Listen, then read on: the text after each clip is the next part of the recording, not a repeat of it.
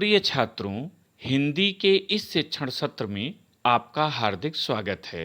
आज हम पत्र लेखन के अंतर्गत प्रार्थना पत्र के विषय में अध्ययन करेंगे। कक्षा 9 के पाठ्यक्रम में दिए गए पत्रों में से किसी एक का प्रारूप प्रस्तुत करना होता है, जिसके लिए 4 अंक निर्धारित हैं और ये पत्र प्रार्थना पत्र से संबंधित होते हैं। पत्र लेखन एक कला है। इस कला का साहित्य में विशिष्ट स्थान है। आज के इलेक्ट्रॉनिक मीडिया के समय में भी पत्र ही वह माध्यम है जिसकी सहायता से हम दूरस्थ व्यक्ति को अपने हृदयगत भावों का परिचय देते हैं। साथ ही सरकारी, अर्ध सरकारी या घरेलू स्तर पर भी पत्रों के माध्यम से जानकारियां, शुभकामनाएं अथवा व्यवसाय संबंधी कार्यों के संपादन में सहायता मिलती है। विषय भेद के अनुसार पत्र अनेक प्रकार के हो सकते हैं, जैसे बधाई पत्र, निमंत्रण पत्र, धन्यवाद पत्र, सूचना पत्र, आवेदन पत्र, शिकायती पत्र, प्रार्थना पत्र आदि। किंतु आपके पाठ्यक्रम में केवल प्रार्थना पत्र निर्धारित है, इसलिए इसी के प्रारूप की चर्चा करेंगे। तो पत्र लिखते समय क्या सावधानियां रखनी चाहिए, यह भी जान लें। पहली बात, पत्र में लिखने वाले तथा पाने वाले दोनों के नाम तथा पते का उल्लेख होना चाहिए। साथ ही उसमें दिनांक भी लिखना चाहिए। पत्र में अनावश्यक बातों को सम्मिलित नहीं किया जाना चाहिए, इससे पत्र अपना महत्व खो देता है। पत्र को जितना आवश्यक हो उतना ही विस्तार करना चाहिए। अगर आवश्यक न हो तो उसे संक्षेप में प्रस्तुत करना चाहिए। पत्र की भाषा ऐसी होनी चाहिए जिसे पाने वाला समझ सके। कहीं ऐसा न हो कि पत्र की भाषा को न समझकर वह उसके महत्व को न जान पाए। पत्र लेखन में सुंदर एवं स्वच्छ लिखावट का विशेष महत्व है, क्योंकि पत्र पाने वाला इससे बड़ा आनंदित होता है। तो पत्र लिखते समय शुद्धता का विशेष ध्यान दें, सुंदर लिखावट हो और आपका संदेश स्पष्ट हो। इसी रूप में आइए पत्र देखते हैं। पहला पत्र, प्रश्न आप लिखेंगे, अपने प्रधानाचार्य को अवकाश के लिए एक प्रार्थना पत्र लिखिए।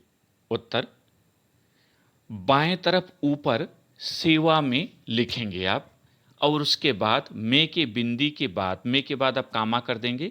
उसके नीचे अगली पंक्ति में श्रीमान प्रधानाचार्य जी, गोपाल विद्यालय इंटर कॉलेज, कुरांव, प्रयागराज। यहाँ हमने अपने ही विद्यालय को लिया है, तो आप पहले सेवा में लिखेंगे, फिर श्रीमान प्रधानाचार्य जी, गोपाल विद्यालय इंटर कॉलेज, कुरांव, प्रयागराज, यानी अपने विद्यालय का नाम।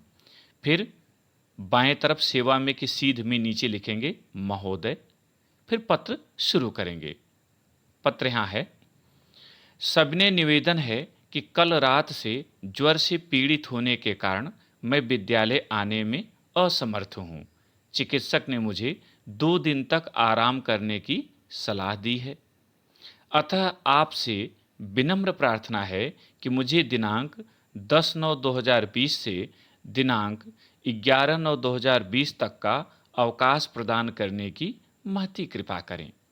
बाईं तरफ नीचे दिनांक लिख भी देंगे, 10/9/2020, या जब आप लिख रहे हैं उस समय का दिनांक। और दाहिनी तरफ नीचे की ओर आपका आज्ञाकारी शिष्य, क ख ग जहाँ लिखा हुआ है यहाँ आपको अपना नाम लिखना है, और नीचे कक्षा 9 और सेक्शन का नाम भी लिख देना है, अ ब स द जो हो। इस तरह से अवकाश के लिए प्रार्थना पत्र होगा। ध्यान रहे कि जिस कारण से लिख रहे हैं उस कारण का उल्लेख जरूर करें। जैसे यहाँ मैंने कल रात से ज्वर से पीड़ित होने की बात कही है, हो सकता है आपके पास कोई आवश्यक कार्य हो या किसी अन्य के सहयोग में जाना हो, तो उस बात को इस पंक्ति में लिखकर इसी रूप में छुट्टी के लिए प्रार्थना पत्र लिखेंगे। ये रहा आपका पहला पत्र। दूसरा पत्र, प्रश्न दूसरा, अपने प्रधानाचार्य को परिवार में आयोजित विवाहोत्सव में सम्मिलित होने हेतु 1 सप्ताह के अवकाश के लिए प्रार्थना पत्र लिखे। है वही चीज़ें, लेकिन यहाँ 1 सप्ताह की छुट्टी लेने ही कारण दिखाकर। तो इसको भी उसी रूप में आप लिखना शुरू करेंगे। सबसे पहले बाईं तरफ सेवा में, फिर सेवा में के बाद कामा लगाएंगे और उसके नीचे की लाइन में के बाद ही लिखेंगे श्रीमान प्रधानाचार्य जी, गोपाल विद्यालय इंटर कॉलेज, कोरांव, प्रयागराज। फिर महोदय संबोधन देंगे और अपनी बात लिखेंगे। सविनय निवेदन है कि दिनांक 15/9/2020 को मेरे बड़े भाई की शादी है। इस अवसर पर सगे संबंधियों के आगमन को देखते हुए उनके स्वागत सत्कार की तैयारियां चल रही हैं। इस व्यवस्था में मेरा योगदान भी अपेक्षित है। पैरा चेंज करें।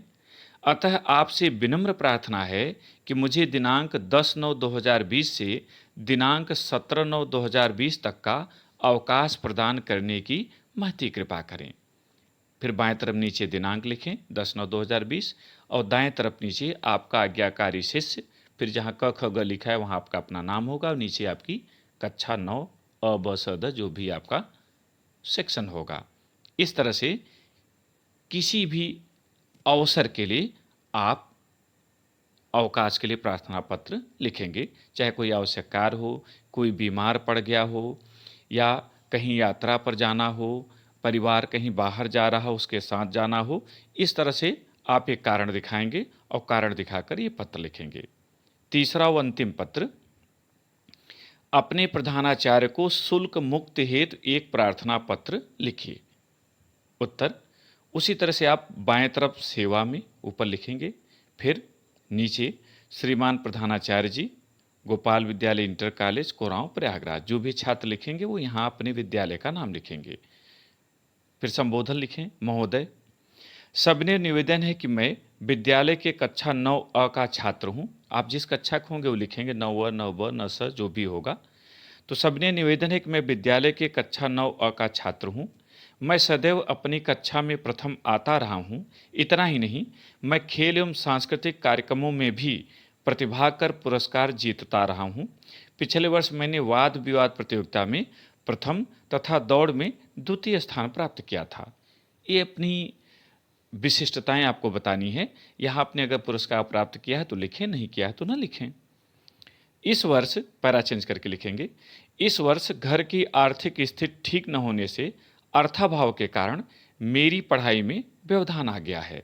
घर में शुल्क देने के लिए धनराशि के अभाव के कारण मेरा भविष्य अंधकारमय प्रतीत हो रहा है। अतः आपसे विनम्र प्रार्थना है कि मेरा शिक्षण शुल्क माफ करने की महती कृपा करें। इसके लिए मैं आपका सदैव आभारी रहूंगा। नीचे बाईं तरफ दिनांक डालें, जो दिनांक होगी, जैसे हमने लिखा है 10/9/2020, और दाहिनी तरफ आपका आज्ञाकारी शिष्य, जहाँ क ख ग लिखा हुआ है यहाँ आपका नाम रहेगा और फिर कक्षा रहेगी, सेक्शन रहेगा। कक्षा 9 यहाँ लिखा है, आप 9 9 जो भी हो वो लिखेंगे। इसी तरह से आप छात्रवृत्ति के लिए कि छात्रवृत्ति आपको प्राप्त करना है, या पुस्तक के लिए कि घर से पैसे नहीं मिल रहे हैं, विद्यालय से सहयोग राशि मिल जाए, इस तरह की बातों के लिए इसी तरह का पत्र आप लिखेंगे और बात को थोड़ा सा बदलते जाएंगे, आपका पत्र तैयार हो जाता जाएगा। प्रिय छात्रों, मुझे उम्मीद है कि आपको प्रार्थना पत्र अच्छी तरह से समझ में आ गया होगा। इन तीनों प्रार्थना पत्रों को अपनी उत्तर पुस्तिका में लिखिए और अभ्यास कीजिए। बहुत बहुत धन्यवाद।